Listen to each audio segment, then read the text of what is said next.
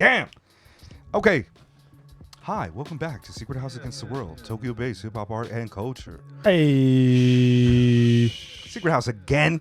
You guys know me and Jet. We've got our man Scott Popular in What here. it do? Saw him on the last video that was just released. ATL, Tokyo Game Show, Still Legacy here. Lounge, future events, Black Home Depot. Pay attention. We'll be doing more of that in the future. But today we have assembled, we got together to review an album produced by Steel Tip Dove, rapped by Alaska, called The Structural Dynamics of Flow. It is 11 songs, 31 minutes.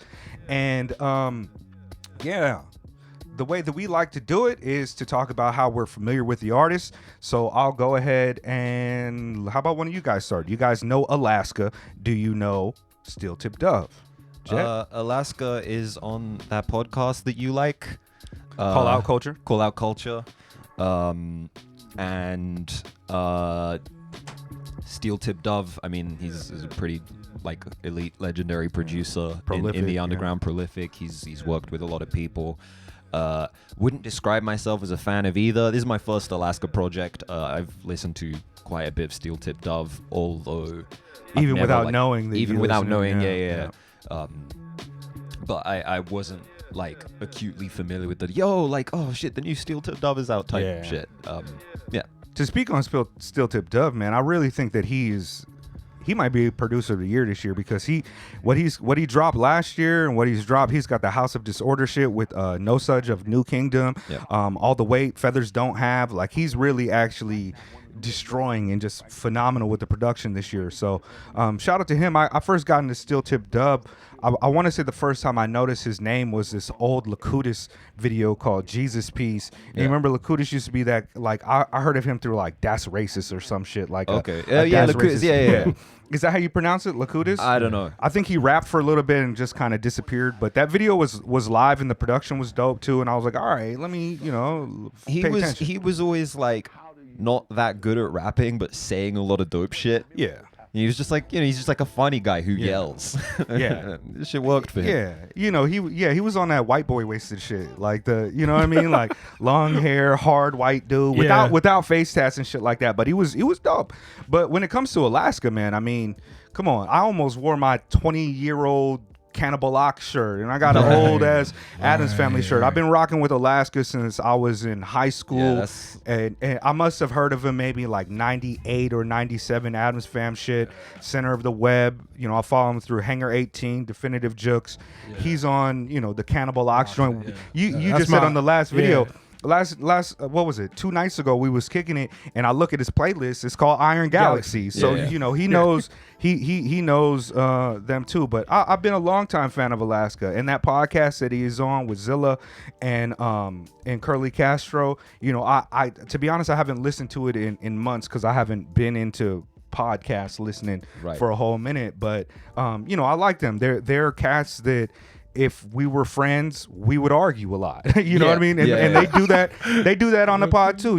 Everybody's got strong opinions. Everybody has been, a hip hop Homo sapien, a b-boy sapien, if you will, for their entire lives. And so motherfuckers have got opinions, and I do like them. I do appreciate them in the culture. I especially, I champion Alaska as being, a person of the culture who, I hate to say of the culture, but a person who has been operating within the same groups and definitely circles that I've been with. Definitely you know what I mean? Part of the culture. Like, I just hate to use the term of the culture because, like, what the fuck is culture anyways? When Especially it comes to television and I mean, it's been changed since, and he gets into that a little bit on the album too when he's talking about like the gentrification and his perspective on where the music meant on one of the tracks. But do you want to clear up how you know these cats? Well, I don't know Steel Tip Dove at all, so this is kind of refreshing to somebody super brand new.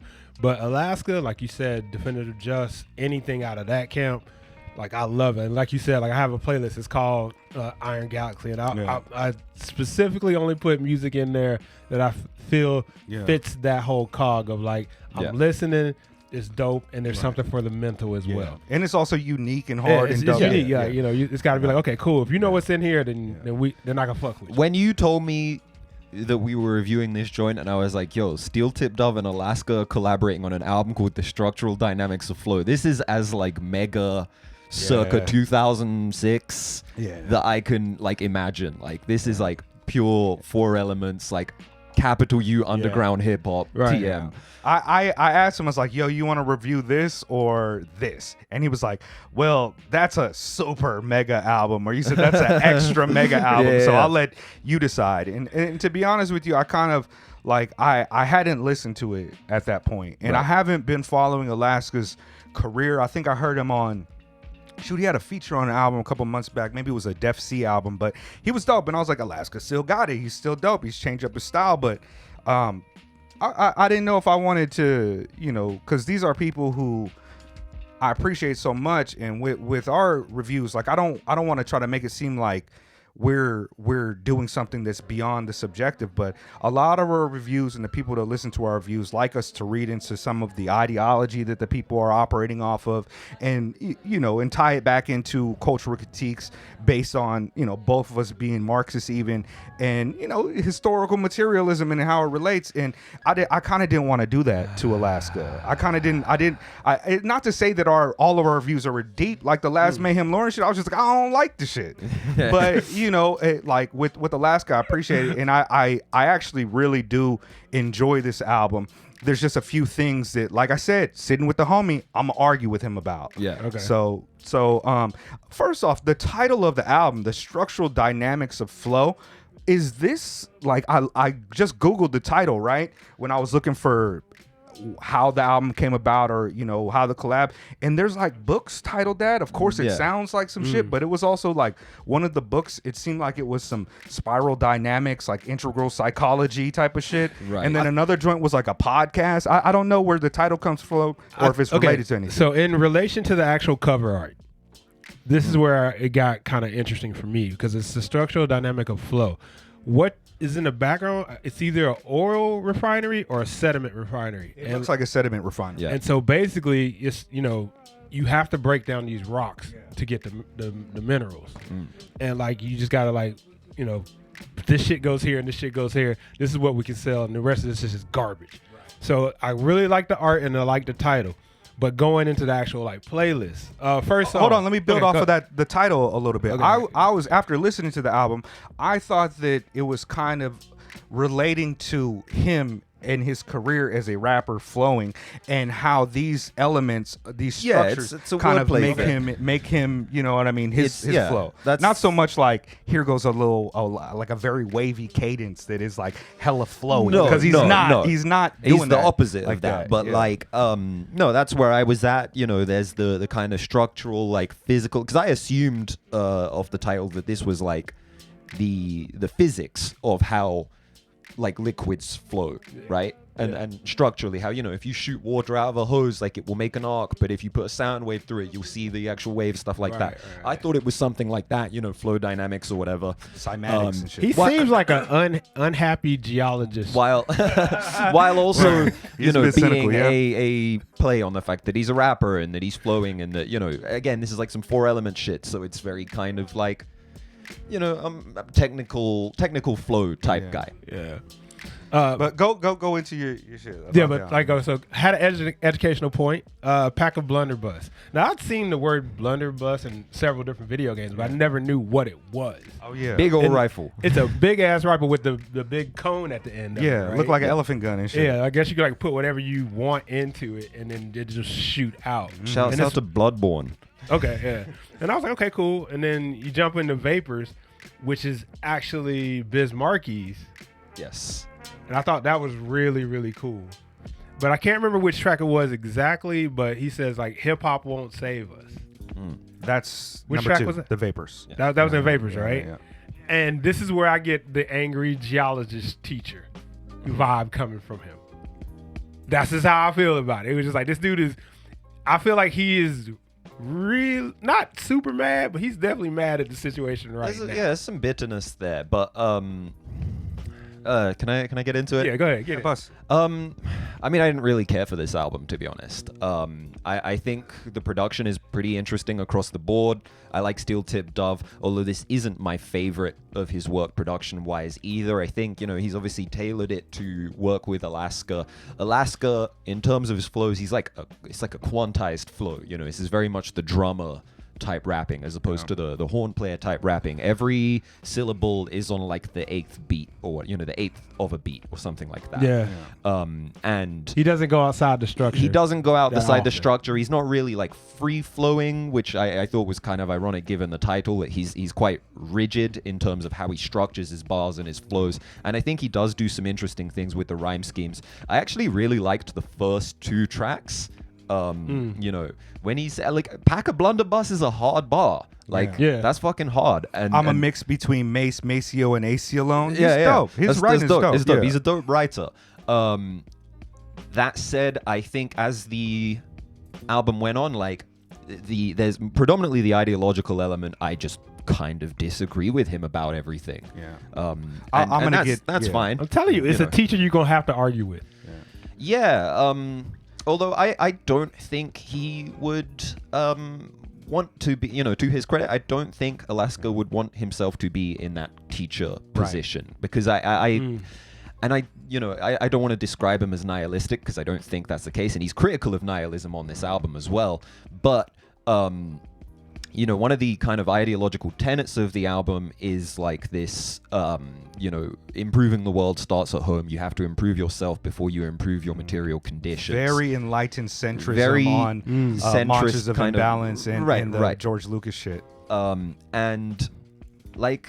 Yeah, we got to get to this George Lucas thing. We'll get on it. So, but yeah, I just kind of felt like, when he starts out, I like it when he's styling. That Pack a Blunderbuss shit is hard. And, on Vapors, where he's a little more introspective, he's looking at, examining kind of this idea of like fame and success through the lens of his own very long and storied career. And that shit was interesting to me. But as the album kind of went on, I was kind of like, this is kind of a reactionary album. And I think he says he went from what does he say? I went from skeptical to cynical from cynical to jaded, and it's clear. Yeah, it's very clear. There's a capitalist realism on this too that is just. And it's not just capitalist realism; it's also like actively speaking out against people who. I would like to get more into the specifics of a few different tracks. So before we get into it, I do also want to just like highlight that like I'm not American and I don't use Twitter. So I kind of don't know what he's talking about on a lot of these things. I think he might be like online a lot, on Twitter a lot. Yeah. I don't know. That in itself is frustrating. Yeah, and that's why I identify with a lot of things he say. For me, this album, he has a line where he's like, well, first, let me just speak to the styling, right? To the styling, right? Like, so back in the day, he was doing like double time fast rap flows of just like lots of ideas stacking together. And this album, as I guess, I don't know what he did post Hangar 18, to be honest with you, but now he's bringing it back to more conventional. He's slowed down the flow to make clear the thoughts he's trying to put out, which I think he's good at it. Like, it does sound a little bit like very rigid to a degree, but I also think he gets the fuck off. Like, he's got a lot of bars on this where I'm like, ugh, like that fool is tight. Like, fucking, he's got a like Quiet Like Black Noir and then The Boys and like he's like every single one of these tracks I could really just sit and dissect the rhymes and find something dope about it, find something I disagree with, and find something that I do agree with. I think that one thing that made this album a little bit of a more interesting listen for me is because he does seem, it's the album's elevated by like understanding who Alaska is and his place in independent hip-hop music culture and how he's seen that, and to know also kind of the material history of what's happening in America, Telecommunications Act, the music industry, how his fandom has affected him, kind of adds to songs like The Vapors or Kicksville, which is like a love letter to hip-hop. And I really do, I understand he's older, cynical, and he probably doesn't look back at those days as fondly as I do, because I I don't know. I followed a philosophical through line from those times into every aspect of my life, even my radical politics. And I think the era he's talking about is really important, and his perspective is unique, and that's why I really like it. Despite me being like, true that, but alternatively, here's another perspective on that. Right. And it's like, you know, music is deeper than what's being said too. Yes. And I do read into his perspective coupled with like material history shit that was happening. And I have to say, I do miss the experimental edge that Alaska has, but this perspective to me is one that I kind of, even in like other artists of similar times, like a Blueprint, who grew up around the same time, or, you know, Ace Rock, or any of his other contemporaries of that time, especially when you think about like what El Producto is doing now and what he's saying now, like this is wildly unique. Yeah. And I like it for that. There's something special about this. And shout out to Idiot Doom Spiral. He wasn't familiar with Alaska, and so he didn't have this historical perspective on him, and he's still like blown away by halfway plus one. Like he was like, oh my God. Halfway plus one is deep. I These really are great like concept songs that I don't necessarily agree with everything. Push It Along as well, you know, where he's talking about gentrification, and there's a bit of a multi-layered thing where it's like it's not just the gentrification of the neighborhood. There's it's a cultural gentrification. And I think his manner of delivery on that is really cool. But honestly, something about this album just didn't click with me. It just didn't really click. Well, a lot of things did click with me. Like I love Kicksville. Yeah. It's hard. I would challenge him to come with the answer to Kicksville. I need the welcome to Kicksville, because Kicksville is actually a song telling you like, oh, it'll be dope if we get to here. Yeah. So I need part 2 to Kicksville. It's like, oh, now you're here. Everybody show off their kicks and like let's show you how good the life is. Dinner Party Smart. I like that too. Yeah. That is really, really important just for regular life. Yeah. What did he say? I don't want to be dinner. I don't feel the need to be dinner party smart. I'd rather have my meal a la carte or some shit like that. Like, yeah. I like that. That is actually a jewel and a gem. Right. And one of the things he says on that track, all the rebels I know only did it to get laid. God. And I feel like he threw God in there because you guys know, you know, I'm mega because, you know, shout out to my dad, I'm born God at 15, right? Master recorded God Allah.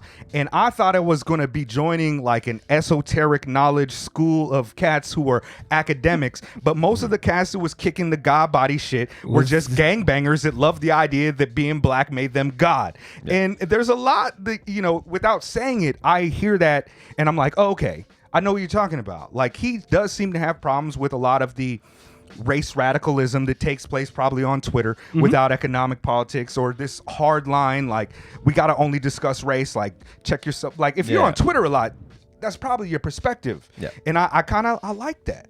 Like, I like this. This is grown man rap. Real shit, but it's also angry. Yeah, it's very angry. But, so my favorite track on this whole thing is Breakfast with John, Leslie, and Tom.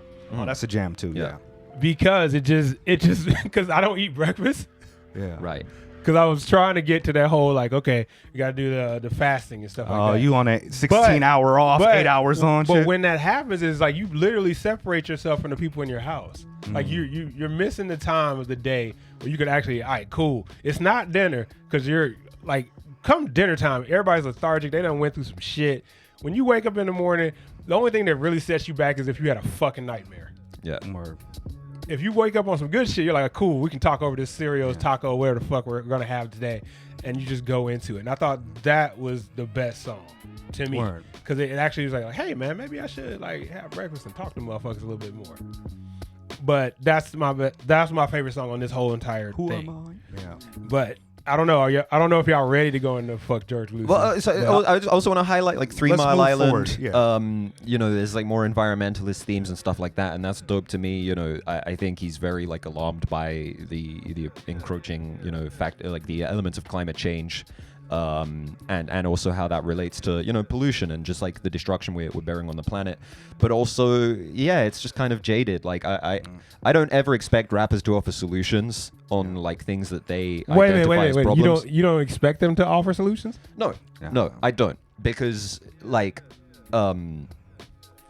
like for example, like Alaska is not he's not a geologist. Not a political actor. Not a political actor. He's a rapper. He's someone who identifies things and sees things and highlights things as an artist and a musician, and that's something I have a lot of respect for. He's very outspoken on this record. He's got a lot of opinions on things, like I said, some of which I disagree with. So are you saying that artists don't have any responsibility? No. I will speak for you and say that you're not saying that, right? No.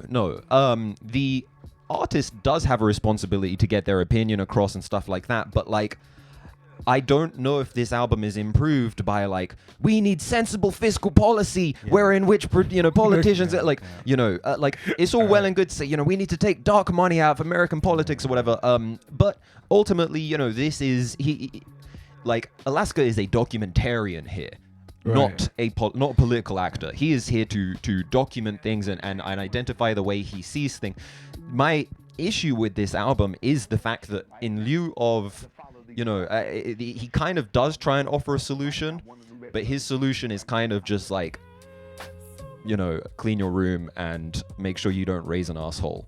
Which that was a hard bar. And as a bar, it sounds great. Yeah.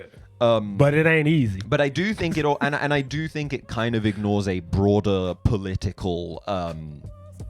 It's my take on it as well. Yeah, like it's kind of like focusing on your own home is important, right? And I do think self-improvement is very important. Go to the gym, be kind to the people around you, show love, and I think that's all well and good, but I think it's kind of insufficient to say like it's bad that people on Twitter post guillotine memes. We should just not really take any kind of political action. It does fall into a really hard capitalist realism.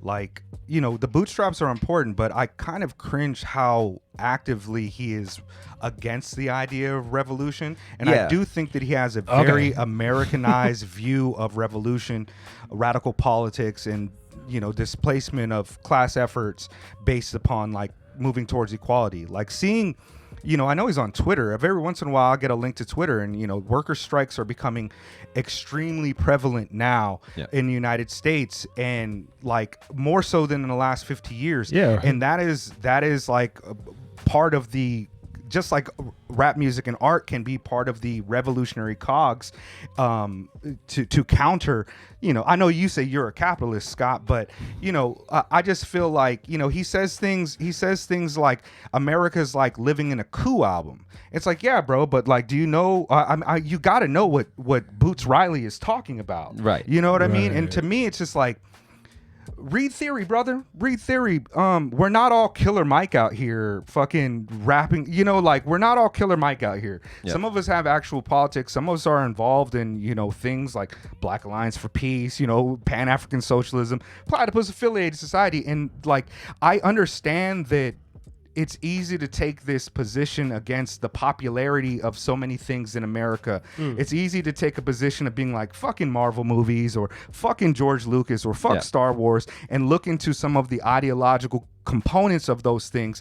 But like, Andor was actually fucking hard, and it's different than like, that's not George Lucas. You know what I mean? Like, I don't know. I also wouldn't know. Like, I don't care about Star Wars, but also it seems like his theory that like the hero's journey gives a kind of negative impression or a false impression of how to enact societal change, I think is an interesting theory. None of us are special. And I kind of understand where he's coming from, but at the same time, it's kind of like, I don't know, I just don't like to look at the world that way. Yeah, same. And like I've built with a lot of people who don't share the same politics as me, but also have kind of a black radical politics where they're like, we need like an Obama, we need an MLK figure to lead us to the things. Like, no, like revolutionary praxis is not relying upon the strong man to bring us out of this type of shit. And that's like, like to me, it's not so much that I'm like, Alaska, you're dumb. Like, you got to figure it out. Maybe you should do more. I think it just kind of comes down to like,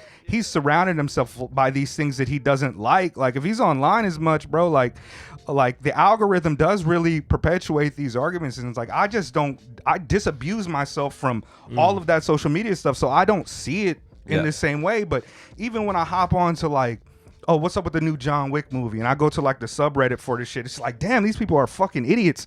I get it. Right. I get it. But I just wish that, I don't know. A lot of this stuff comes across as reactionary to me, and it toes the line of this manosphere type of politics at times, in this like Jordan Peterson. And if you're like, not to say that there's like they say some shit that's all right, like make your bed, like you said it. Yeah. But it's also just like he comes across as this enlightened centrist to me that I'm just like, yuck. Come on, bro. Like you listen to Boots. And honestly, I know. Let's hear what Scott. Yeah, sorry, let's hear what Scott. My Scott bad. got, Okay, you know, like, so the whole title, fill it out. Fuck George Lucas. The whole idea, like he basically monetized the whole rebellion. Yeah, I agree. Yeah. Okay. You can't just say love the title. Number one, love the title. Yeah, fuck George Lucas. I don't give a fuck about this nigga, man. No, I mean just like I'm not gonna say fuck George Lucas because I somewhat kind of like Star Wars, but the whole idea of him. Of George Lucas, or the premise of the song is like people taking the rebellion and monetizing off that. Yeah, that's what you're supposed to do. That's like literally what they were doing the whole time, and not just with Star Wars. Every fucking toy you like. Well, that was also every something comic book, that everything. I was a little, because he identifies the hero's journey, and ultimately, you know, the Star Wars series is just the hero's journey, like laid bare. There's not even any real Joseph twists Campbell, or turns, like, and you know, the layout, the arrangement of the story is very, very traditional, and this is something that has existed for like 1,000 years. So I was kind of like, okay, you know, as someone who is not really familiar with Star Wars at all, I've seen the original trilogy, and I've seen one of the prequels and maybe one of the more recent ones. But, you know, as someone who's not really familiar with Star Wars, I was kind of like, I don't believe that the monetization or the use of the hero's journey as like an ideological tool is something that started in 1976. Oh no, definitely not. And what's weird to me is like Star Wars isn't really selling Revolution that much. No, like most people like Darth Vader too. and shit. You know what I mean? Like I don't know. It's interesting, but also I don't want to just use that one track to decide his opinions on a lot of these things. Sure. You know what I mean? No. Like, When I say I hard, didn't really care for this album, honestly, I mean that from like a sonic perspective. I think Steel Tip Dove is a very good producer. I think Alaska's a very, very capable and solid MC who's been, you know, doing this for longer than I was aware of underground hip hop as a concept. You know, I would have been like 8 years old or whatever when he was, you know, barring out. So I don't mean to step out of turn or anything, but I just like the textures on here are like quite nice, but I didn't find myself going, oh, like I do with a lot of Steel Tip Dove production where there's something that like really, you know, really beautiful chord that's like unexpected, or some kind of, you know, something in Dove's like sonic palette that like really jumps out at me. There's some dope bars on here, but I also just didn't really care for how he sounds on here, you know, the very kind of step-by-step delivery, which I think is, you know, an intentional choice because he wants you to actively listen to what is being said. But then I also didn't really care for what was being said. I think that a lot of people are going to really, really like this album, and I'm glad that people are listening to this kind of music because I think it is dope. I think it's fucking dope. But yeah, it wasn't for me. He's really dope, bro. Like even every single song, he has something I agree with and something I kind of disagree with. And I think that that's the mark of a really dope artist. He's outspoken. He's doing his own thing. Yeah, and iconoclastic. You know, I have so many lines in this shit that I wrote down that are ill. Like on Halfway Plus One, he says after this whole shit about, I think he says something about no, that's the other song. My bad. But he says we adapt, either that or we exist in the past. But that's nostalgia. That's not happiness. You're actually trapped. And yo, that's the whole premise of Jurassic Park. Yes. And it's like, I'm like, yo. And the way he delivers it is just like really spoken and Which really I think dope. is like, a dumbass movie. I hate Jurassic Park. I mean, to be quite honest with you, I am Fuck right Jurassic on the Park. verge of cynicism and curmudgeonness as Alaska. He's probably a few years older than me. He's in his 40s. I turned 40 in a couple days. And I agree with him in a lot of shit, but I just kind of wish he had a little bit more like, I don't know. He seems like very online to me. If anybody but I don't mind it. Okay. By the way, if He's anybody ill. who put this out is watching this, you spelled halfway wrong on the Apple Music release. So yeah. You Wait might a minute. wanna- Is that like what? Is that like the English? Yeah, American no, English on one? Apple Music. No, it says like halfway +1. Okay. They just spelled half wrong. Yeah, they got that. So yeah, if that you guys F want to fix before that, the like L. go for it. Edit. Okay. Edit. Which song is it where he's talking about moving and he goes through the photo album? Isn't that I have the on notes. Vapors? Yeah. The photo album? Yeah. Yeah. Which is a really dope I like that literary concept. device in the theme. I really liked how he take the snapshot of his life and Now my whole movement's in the storage unit. you can totally image that picture that the image of just moving through the photo album, and then you see a picture. Because like he and was you zoom very in and you remember reminiscent of like he's this reminiscent. was cool. I like this. No, there's a But lot it's of in a really, box really now. dope shit. Sorry, I know I shouldn't have to be qualifying my opinion over and over again. I think this album's fucking dope. I think that this is going to do a lot for a lot of people, but yeah, it just wasn't for me. The Vapors is really interesting too because he is talking about what I like to call like the last keep it real hip hop movement, which get your bingo card out. Like the Telecommunications Act that happened in '97, like a lot of the things that were going on in the perspectives of underground artists have been coming to a boiling point against the music industry at the time. You can go and you can hear artists being like, fuck the music industry. You hear that on fucking Tribe albums and shit. Right. Like it's shady. And so I remember, I kind of feel like as a person graduating in 2001, I might be the last class of the 4 element keep it real hip hop heads because everything, after that we got like backpack rap and shit and everybody's like, what the fuck is this shit? And we've got like college fandoms and we had fandom coming to underground shows instead of it being like you're at the B-boy event and MC, everybody there is a hip hop human being that was a part of the culture type of shit like that. And he does really get into, we thought we would save the nation. And I was really like seeing fucking Africa Bambaataa on Sprite commercials being like fucking yuck. Like a lot of us That was were before we learned vehemently what he against was that doing with shit. those kids. But and he goes off and he rhymes like Percy Miller with fucking like he's dope. And back then like I didn't see what Master P was doing. I was just like, yo, this music is kind of trash. Like it's But what I mean. You don't It's- see what he's doing for the community. yeah, but I also just didn't see what he was doing for independent artists. Like I understood it to a degree, but I was so much like you're also pushing like these shitty stereotypes of Black Americans and Black and brown Americans, and I was like, I seen growing up in Cali, I seen gang violence. Like I seen people try to be gangsters, and when music got popular and more, people was like trying to be like West Side Connection. I'm like, bro, you live with your mom and your dad, and like you have Jordans on all the time. Like Your struggle we is sleeping different. head to toe when we, you know what I mean? Like, Your struggle is different. so I was against that type of shit, but he's making a very deep connection about how we felt back then. And it's like conscious hip hop, it wasn't even a term to us back then. Like, but it wasn't going to save us, and it needed something more than that.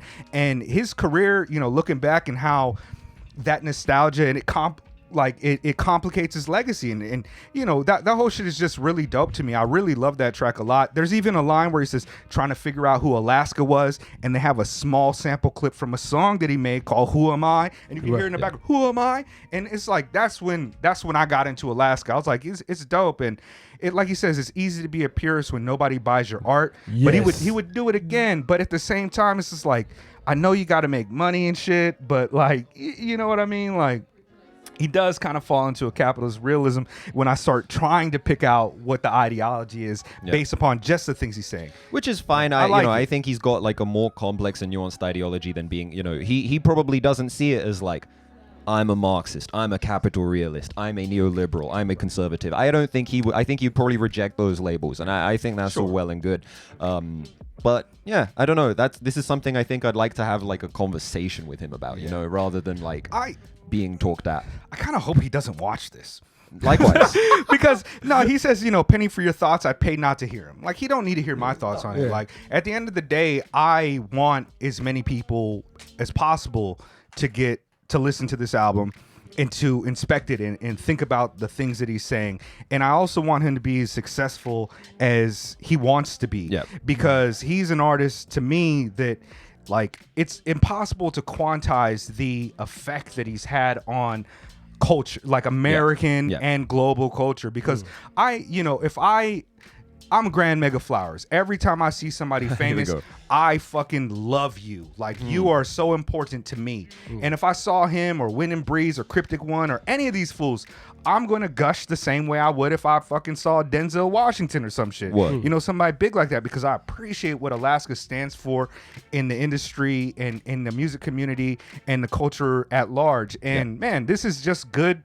This is well thought out music. He's thinking a lot. He's putting this shit down. He's clear, and it's a good album. But yeah, I can see how it doesn't hit for a lot of people, and I'm surprised when it does. Like Idiot Doom Spiral, never listened to Alaska before, he said. Yeah. But fucking Halfway Plus One, yeah, we both we trying to figure out our sobriety, me and him, and that shit hits hard, bro. Like, it's dope. What do you, Scott Popular? I feel like you talk a lot, but we've been talking over you this whole shit. Go ahead. I mean, I've been listening, and like I said, I really like this project altogether.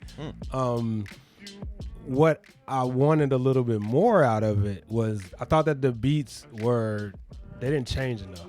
Like I wanted like, there's a bit of a sonic palette there. Yeah. I was like, come on, give me something else. But like lyrically, I got what I wanted. Word. I think I got like everything that I wanted. He hit a whole bunch of topics, and it's right there in my age group. Like I said, the Breakfast song, perfect. Yeah, you old as fuck, dog. Yeah, I'm old. So I was like, okay, cool. Yeah, I need to talk to more people in the morning, and not just sit there by myself. Because like sometimes I feel like you over meditate, and this might be maybe that's what he does. And like to see somebody who came in the game that long ago and where they are now. So the whole thing about the whole like having the photo book and seeing how good things were, and then now you looking back and like, man, this is some bullshit.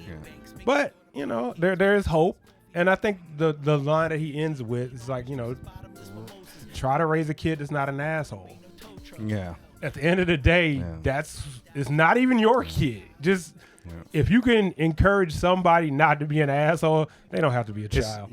Do that. It's a hard line that I agree with for the most part, especially if it's like by itself. But in a vacuum, in a vacuum, man. Shout out to Alaska. Shout out to Call Out Culture, Zilla Roca, Curly Castro, all the people that operate within that ecosystem. I love to see artists of this caliber and people who have been putting it down for so long still capable of putting out music that's compelling to listen to, thoughtful, and fucking dope. So yeah, man, I recommend this to everybody. I recommend this. I mean, no, the thing is, I would recommend this to people who like, you know, Cannibal Locks, Def Jux, Cloud Dead, whatever. But like, those people are more into this stuff than I am, so they don't need my recommendation. Like, if you are into the kind of shit that, you know, that this comes from that element of the culture, you should know about this. You should be holding this down already. You know, people are already fans. I'm glad that like Idiot Doom Spiral got into this one, for example. Shouts out Idiot Doom Spiral. But I don't know if, you know, as someone who didn't like particularly care for it, I'm hungover as shit. I'm sorry, guys. I'm burning up in here. I'm hot as hell. I got a beanie on. It's still fucking, it's almost summer. But yeah, Secret House. Against. Survival is taking what's given. Sometimes your rivals and your friends share the same face.